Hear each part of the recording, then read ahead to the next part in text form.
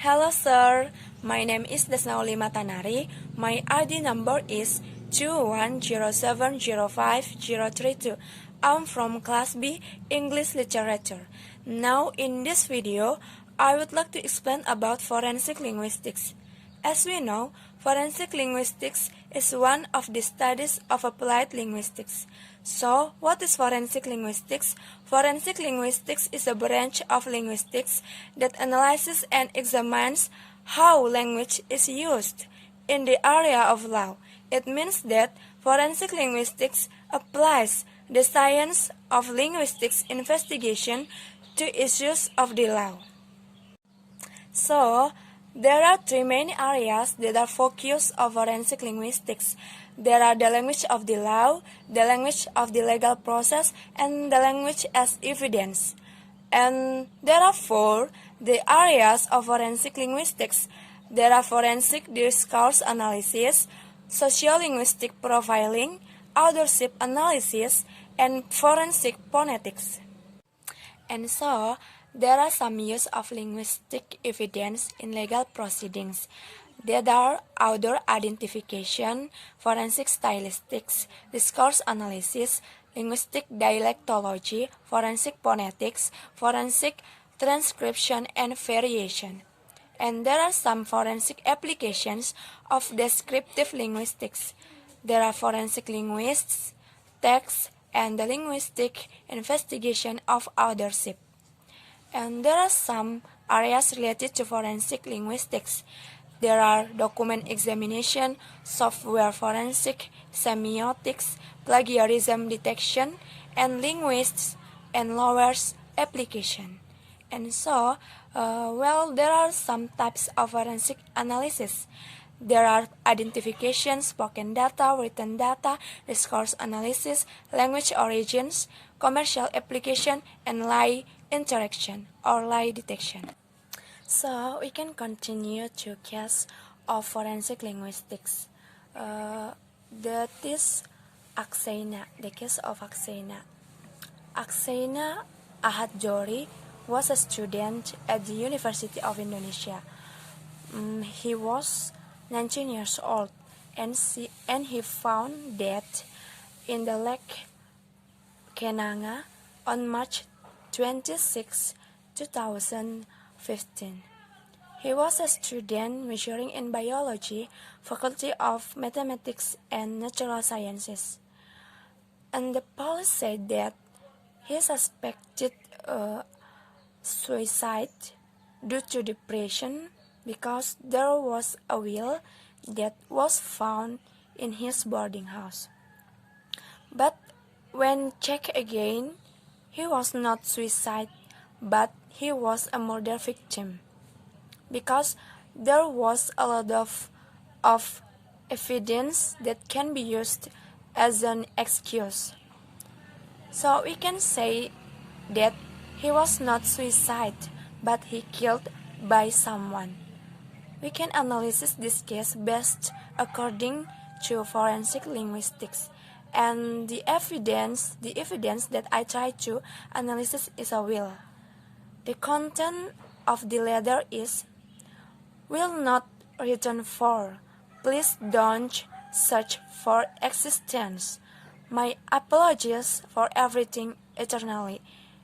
It means that because there is a letter in his house, in his boarding house, so we can analyze that he was not suicide, but he was a murder victim that killed by someone. We can analyze according to a will, according to content of the letter.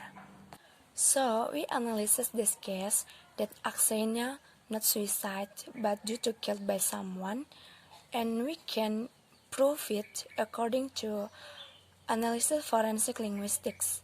And the letter that found in his boarding house is the language as evidence. So if Akseina died due to depression, so surely there is the negative words in his letter, and so there is a language of depression in his letter. And according to writing Al-Musawi, in the conversation that said people with depression use language differently, and the content or the figure of speech that used is from characteristic of language of depression, and also use negative expression or use the first person point of view. But in his letter that found in his boarding house, there's no negative words and negative expression in his letter. Also, there's no the first person point of view, and even not found use pronoun.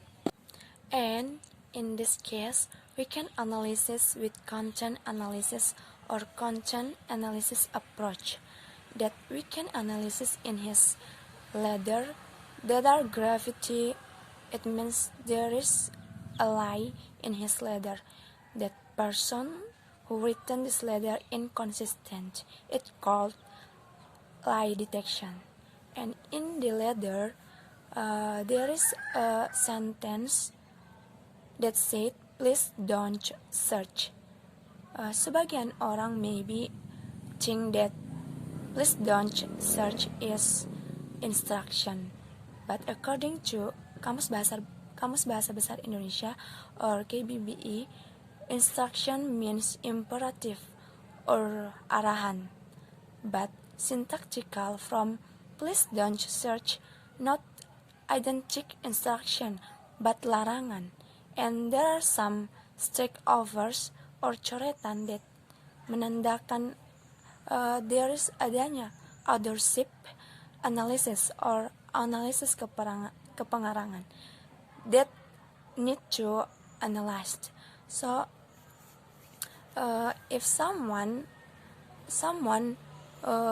suspected a suicide, but actually he was not suspect suicide, but actually he was a murder victim.